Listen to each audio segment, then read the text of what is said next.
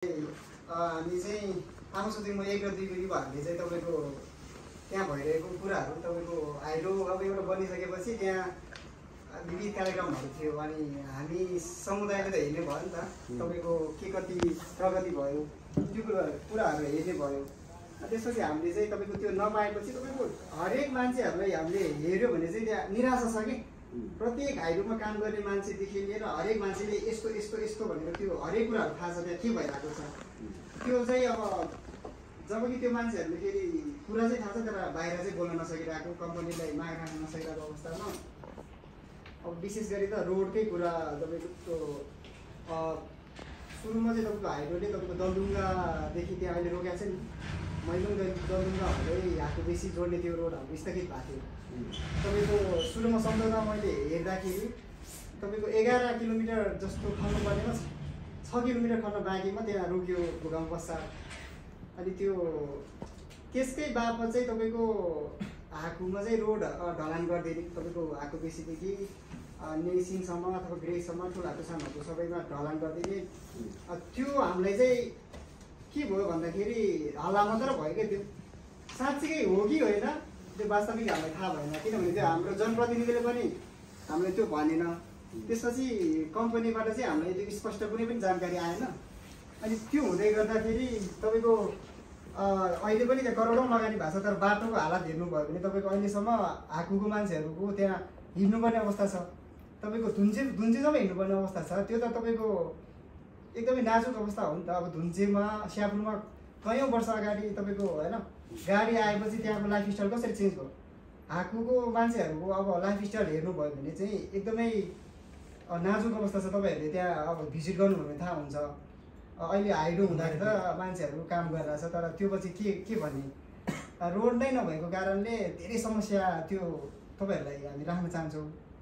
यस सम्बन्धी अब ठुलो हाकुमा चाहिँ तपाईँको युवाहरूले एउटा कार्यक्रम गर्नुभएको रहेछ। त्यहाँ यो रोड चाहिँ तपाईँको हल्ला चाहिँ केमा आयो भन्दाखेरि तपाईँको 2-4 जना फर्महरूले होइन दलको आधारमा भागभन्डा भएको छ एनडब्ल्युडीसँग सम्झौता भएको छ भन्ने कुरा आयो तर त्यो हामीले स्पष्ट जानकारी भएन। हामीले उहाँहरूसँग सोद्धा पनि उहाँहरूले स्पष्ट जानकारी भएन। अझै पनि काम सम्झौता भएको भयो चाहिँ काम पनि भएको छैन। अब त्यसले फेरि त्यसले दिएको सडक बन्छ भन्ने आधारहरू पक्कै पनि छैन सर। हामीसँग थुप्रै त्यो आधारहरू हामी तपाईँहरूलाई दिन सक्छौँ। अनि त्यो सम्बन्धी नै बुझ्न खोज्या हो हामीले। हामीले 2-3 चरणको छलफल गरिसकेका छौँ। तपाईँको सानो हाकुमा हामीले निर्णय गरिसकेका छौँ। तपाईँहरू म तपाईँहरूलाई दिन सक्छु तपाईँहरूको डाटा त्यो गाउँलेकै भनाइहरू भिडियोदेखि लिएर तपाईँको लिखित सम्झौता अथवा त्यो माइनोट उठाएको छौँ हामीले। ठुलो हाकुको त्यस्तै छ। त्यसपछि हामीले अस्ति चाहिँ हामी युवाहरू छलफल गरेर त्यहाँको बुद्धिजीवी युवाहरू छलफल गरेर चाहिँ समग्र मान्छेहरूको चाहिँ माग राख्नु पऱ्यो तपाईँहरू सामु गाउँले भन्दा पनि समग्र मान्छेको चाहिँ माग राख्नु पऱ्यो भनेर चाहिँ हामी एक भएको थियौँ। हामी हिजो नै आउने प्लानिङ थियो तपाईँको अस्ति शनिबार मिटिङ गरेर तर शनिबार बन्द हुँदो रहेछ तपाईँहरूको अफिस। त्यही भएर हामी आज आएको बिहान कामिरासी सरलाई पनि हामीले जानकारी चाहिँ दिएको थियौँ। उहाँले तपाईँहरूलाई भन्नु भएन छ। तपाईँको अस्तिको अलिकति म निर्णयहरू यहाँनिर सुनाउन चाहन्छु स्पष्ट तरिकाले। हामी अहिले सबै गाउँको छौँ। ग्रेको चाहिँ छैन अहिले ग्रेको हुनुहुन्छ सबै वडा नम्बर 1 र 2 को तपाईँको हामी 1 र 2 भनेर सबै गाउँको पऱ्यो त्यहाँ प्रतिनिधिको हिसाबले आएको छौँ हामी। सबैलाई ल्याउने सम्भव पनि भएन। हाम्रो मागहरू राख्नु छ। हाम्रो जस्तै 4वटा अहिले चाहिँ हामीले स्पष्ट तरिकाले 4वटा माग राखेका छौँ। जस्तै एउटा माग अथवा हाम्रो यहाँ 4वटा निर्णयहरूमा एउटा 1 नम्बरको निर्णय म सुनाउन चाहन्छु। प्रस्ताव नम्बर 1 माथि पहिलो प्रस्तावहरू भन्छु है सर। सडक सञ्जाल सम्बन्धमा 1 नम्बरको प्रस्ताव। प्रस्ताव नम्बर 2 पारदर्शिता सम्बन्धमा। प्रस्ताव नम्बर 3 समुदायको माग सम्बन्धमा। प्रस्ताव नम्बर 4 युवाहरूको मागलाई सम्बोधन गर्ने सम्बन्धमा। अब निर्णय नम्बर 1 प्रस्ताव नम्बर 1 माथि छलफल गर्दा यस रसुवा जिल्ला स्थित निर्माणाधीन रहेको माथिल्लो त्रिशुल 1 216 मेगावाट जलविद्युत कम्पनीले आमासुदिङको गाउँपालिका वडा नम्बर 1 र 2 जोड्ने सडक विस्तारको क्रममा मैलुङ दलडुङ्गा खोला थाङको हुँदै हाकु बेसी जोडी 216 मेगावाट ड्यामसम्म खन्ने सडक भूकम्प पश्चात दलडुङ्गासम्म स्थगित भएको र त्यसको सट्टामा विगत लामो वर्षदेखि हाकु बेसी हुँदै पाङलिङ ठुलो हाकु सानो हाकु हुँदै नेसिङ ग्रेसम्मको सडक नाली ग्याबिन वाल सहित ढलान गरिदिने भन्ने सम्झौताको डिपिआर र सम्झौता भएको ठेकेदार र सम्झौता रकम आम जनसमुदायलाई पारदर्शी ढङ्गले जानकारी नभएको हुँदा यस सम्झौता सम्बन्धी स्पष्ट जानकारी दिनुहुन तत्काल जोरदार माग Nepal water energy development company 216 कार्यालयमा अनुरोध गर्ने निर्णय सर्वसम्मतिबाट पारित गरियो। त्यस्तै गरी उक्त काम कुनै पनि ठेकेदार अथवा फर्मले गर्दा अनियमितता कमिसन र भ्रष्टाचार हुने हुँदा बाटो राम्रो बनेन भने यसले समुदाय र कम्पनी दुवैलाई फाइदा नगरेको हुँदा उक्त काम एनडब्ल्युइडिसी आफैले समुदायको माग बमोजिम पुनः डिपिआर निर्माण गरी आफैले जिम्मा लिएर उक्त काम गर्न जोरदार माग गर्दछौँ। यो सम्बन्धी स्पष्ट हुन्छ तपाईँहरू। निर्णय नम्बर 2 प्रस्ताव नम्बर 2 माथि छलफल गर्दा माथिल्लो त्रिशुली 1 जलविद्युत आयोजना एनडब्ल्युडिसी अन्तर्गतको विभिन्न कार्यक्रमहरू आइपिपी सिएसपी सिएसआर लगायत अन्य कार्यक्रमहरूमा आइपिपी बाहेक कुनै पनि कार्यक्रमहरूको बजेट हालसम्म भएको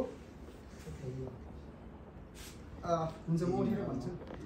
कार्यक्रम जस्तै अन्तर्गतको विभिन्न कार्यक्रमहरू मध्ये आइपिपी बाहेक कुनै पनि कार्यक्रमहरूको बजेट हालसम्म भएको उपलब्धि कम्पनीले अब गर्ने बाँकी कार्यक्रमहरू प्रभावित समुदायलाई जानकारी नभएको हुँदा आजसम्म भएको खर्च उपलब्धि र आगामी कार्यक्रमको सम्बन्धमा स्पष्ट जानकारी दिनका लागि नेपाल वाटर इनर्जी डेभलपमेन्ट प्रणाली कम्पनी आइपिपी र स्थानीय सरकार र वडा सरकारलाई जोरदार माग गर्ने निर्णय सर्वसम्मतिबाट पारित गरियो। त्यसपछि अर्को निर्णय नम्बर 3 प्रस्ताव नम्बर 3 माथि छलफल गर्दा 216 मेगावाट कम्पनीले यस आयोजना सञ्चालन गर्नु पूर्वदेखि नै प्रभावित क्षेत्रको आवश्यकताहरूलाई पूरा गर्ने भनी विभिन्न सार्वजनिक सुनवाईहरूमा बाछा गरे बमोजिम हालसम्म कुनै पनि मागहरू पूरा नभएको हुँदा उक्त मागहरू पूरा गर्नका लागि आवश्यक सहयोग गर्नका लागि 216 मेगावाट स्थानीय सरकार आइपिपी र वडा सरकारलाई जोरदार माग गर्ने निर्णय सर्वसम्मतिबाट पारित गरियो।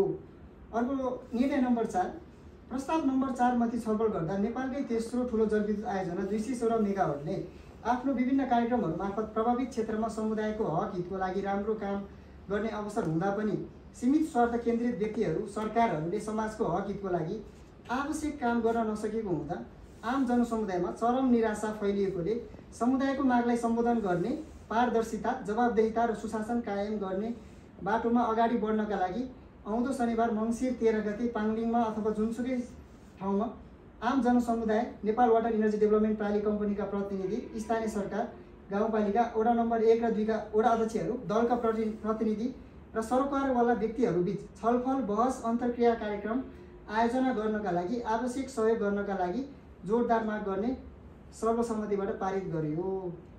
म छोटकरीमा फेरि यो मागहरूको अलिकति भन्छु सर। तपाईँको अघि पनि मैले उठाइहालेँ। हामी चाहिँ तपाईँको कसैको विरोध भन्दा पनि समुदायमा तपाईँको 216 मेगावाट तेस्रो ठुलो जलविद्युत आयोजना तपाईँको वैदेशिक लगानीमा बनेको मैले त्यो थाहा पाएँ। त्यो हेर्दा हेर्दै तपाईँको सम्भावनाहरू हुँदाहुँदै पनि हामी युवाहरू अथवा त्यो गाउँ नै एक हुन नसक्दा त्यहाँ सीमित मान्छेहरूले फाइदा लिइरहेको अवस्थामा अब चाहिँ हामी युवाहरू चाहिँ अब पनि जागेन भने तपाईँको 216 मेगावाट कम्पनी त अब केही समयपछि तपाईँहरू जान्छ अथवा फाइदा लिन्छ। अनि यस्तै भइरह्यो भने त सीमित व्यक्तिहरूले मात्र त्यहाँ हालिमुहाली हुनु पऱ्यो।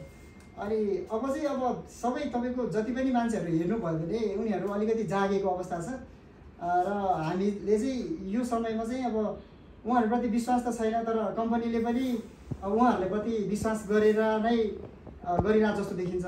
यहाँनिर एउटा बिचमा कम्युनिकेटर अथवा त्यो पत्रकार जस्तो अब सबैको मागहरूलाई चाहिँ सम्बोधन गर्ने अथवा के भइरहेको छ त्यो कुरा स्पष्ट तरिकाले अब तपाईँहरूको कुरा हामीलाई धेरै कुरा थाहा छैन, नेताहरूले त भन्ने कुरै भएन। अनि त्यो हुँदाखेरि यसले त दीर्घकालीन हिसाबमा त समुदायले पनि राम्रो हुँदैन, कम्पनीलाई पनि त अब तपाईँहरूलाई पनि त बारम्बार त्यो कुरा आइरहने भयो। त्यो भएर चाहिँ अब हामी चाहिँ निस्वार्थ ढङ्गले हामी चाहिँ फेरि अब तपाईँको म अहिले पनि घोषणा गर्न चाहन्छु, हामी अब यहाँ लाग्दै गर्दा हामी तपाईँको रोड मात्र बन्यो भने धेरै कुरा हामी आफै गर्छौँ भन्ने साथीहरू हुनुहुन्छ कि यहाँ। अब यो तपाईँहरूले एज अ हामी प्रतिनिधि रूपमा आएको हो। अब हामी अर्को कुरा चाहिँ के गर्न चाहन्छौँ भन्दाखेरि अब यो मागहरूको लागि हामीले तपाईँहरूलाई 1 हप्ता जस्तो हामी समय दिन्छौँ। अब अनि अर्को कुरा भनेको चाहिँ लिखित जवाब हामी चाहन्छौँ। त्यसपछि अब यो जुन सम्झौता भएको भन्ने कुरा के हो तपाईँहरूले भन्नु होला। कुन फर्महरू छ अथवा त्यो दलीय आधारमा हो कि कति रकम हो, डिपिआर के हो। अब त्यो भएन भने हामीले कसरी प्रश्न गर्ने, भोलि बाटो राम्रो नबन्ला रे अनि त्यो विद्रोहको आवाज त बारम्बार आइरहने भयो नि त तपाईँको। त्यही भएर त्यो सिएसपी आइपिपीको त स्पष्ट छ तपाईँको कार्यक्रमहरू राम्रो गरेर छ। सिएसपी लगायत सिएसआरको बजेटहरू कति हो अनि त्यो सम्बन्धी स्पष्ट मागहरू हामीले यहाँ राखेका छौँ। हाम्रो कुरा त्यति नै हो सर अहिलेको लागि। हस्, थ्याङ्क यू। हजुर, हजुरले एउटा फोटो जस्तो पनि खिच्छ है।